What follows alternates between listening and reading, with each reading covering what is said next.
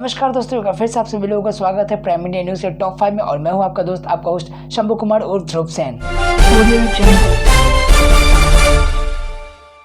पहली खबर की ओर बढ़ते हुए जम्मू कश्मीर की तरफ से पीडीपी की प्रमुख महबूबा मुफ्ती की बदली सी मिजाज। महबूबा मुफ्ती ने कहा, जम्मू कश्मीर के झंडे के साथ साथ भारत के झंडे यानी तिरंगे को भी एक साथ उठाएंगी। ये बात महबूबा मुफ्ती ने जम्मू के दौरे के दौरान कहा था। बहरहाल बीते दिनों उन्होंने खुद ही कहा था आर्टिकल 70 के प्रावधान की बहाली से पहले वो तिरंगे को नहीं उठाएंगे, जिसके लिए बीजेपी ने भी विरोध किया था। सही बातों की गंभीरता को देखते हुए महबूबा मुफ्ती ने बदली आवाज भारत के झंडे के फेवर में। महबूबा मुफ्ती के तिरंगे न उठाने की बात के चलते राज्य में जमकर विरोध किया गया और बवाल मचाया गया था।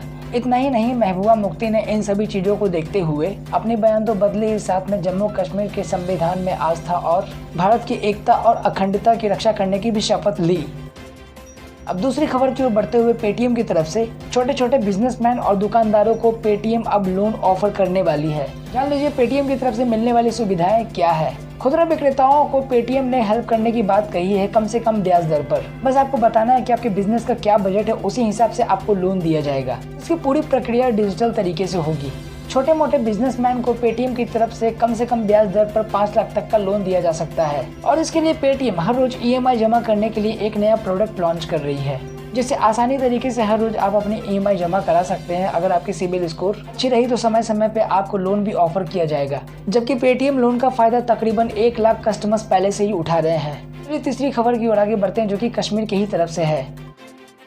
कश्मीर के कांग्रेस युवा नेता जहांगीर सिरवाल का विवादित बयान, जिन्होंने कहा जो बाइडेन मोदी सरकार पर दबाव डालकर राज्य में फिर से लागू करवाएंगे आर्टिकल 370। जो बाइडेन अमेरिका के राष्ट्रपति बनने के बाद दुनिया भर के अलग अलग नेताओं ने अलग अलग तरीके से अपनी अपनी ओपिनियन दी, जिससे विवाद होना बिल्कुल तय था। कारण कुछ समय पहले एक वीडियो संदेश जारी किया गया था, जिसमें देखा जा रहा है आर्टिकल 370 और 35A लागू करने वाली बात कही, और साथ में ये भी कहा अमेरिका में बाइडेन और कमला हैरिस की जीत मतलब लोकतंत्र की जीत है, जिसका पूरा असर भारत की राजनीति पर भी पड़ेगा।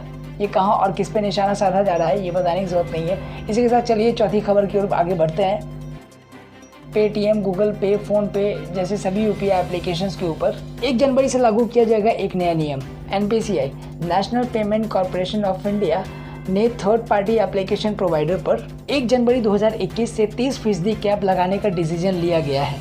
एनपीसीआई ने थर्ड पार्टी ऐप्स के अधिकार को खत्म करने का निर्णय लिया है। जहां बात करें थर्ड पार्टी ऐप्स की, तो एनपीसीआई ने ये फैसला भविष्य में किसी भी थर्ड पार्टी के मोनोपोली को रोकने और उसे साइज के हिसाब से मिलने वाले विशेष फायदे से रोकने के लिए किया है। एनपीसीआई के इस फैसले से यूपीआई ट्रांजैक्शन में किसी भी एक पेमेंट ऐप का अधिकार नहीं होगा। एक सर्वे के हिसाब से हर महीने करीब 200 करोड़ रुपए की लेन देन यूपीआई के थ्रू की जा रही है। यूपीआई पेमेंट अलग अलग पेमेंट ऐप्स के जरिए हो रहा है, जहां पे सरकार का कहना है भविष्य में देश में यूपीआई ट्रांजैक्शन का आंकड़ा और भी बढ़ेगा। चलिए 5वीं और आखिरी खबर की ओर बढ़ते हैं, जो कि पाकिस्तान की तरफ से है। कंगाली मतलब गरीबी, अब पाकिस्तान है मुसीबत में।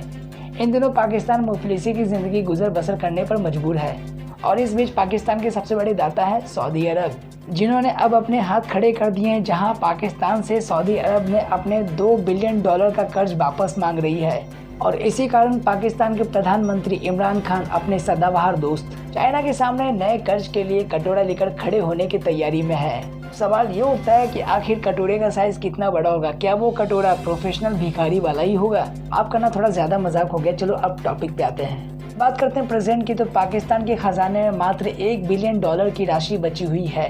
पाकिस्तान चाइना से कर्ज लेकर दुबई को $2 बिलियन मतलब 318 अरब पाकिस्तानी रुपए का कर्ज दे सकता है, क्योंकि पाकिस्तान के खजाने में अब इतनी धनराशि नहीं बची है कि वो खुद के खजाने को बेचकर अब सऊदी अरब के कर्ज को पूरा कर सके। पाकिस्तान को अभी भी अक्ल की जरूरत है, क्योंकि चाइना की तरफ से साफ दिखाई दे रहा है वो पाकिस्तान को यूज कर रहा है, कर्ज में डुबाने की पूरी कोशिश कर रहा है चाइना। और क्या हो सकता है ये बताने की जरूरत नहीं है। तो दोस्तों आज के लिए बस इतना ही। अगर आपको वीडियो अच्छा लगा तो प्लीज़ लाइक कीजिए, शेयर कीजिए, और अगर चैनल पर नए हो तो प्लीज़ सब्सक्राइब कर लीजिए, साथ में बेल आइकन भी दबा लीजिए, ताकि आपको हमारी न्यूज़ का अपडेट सबसे पहले मिले। धन्यवाद। जय हिंद।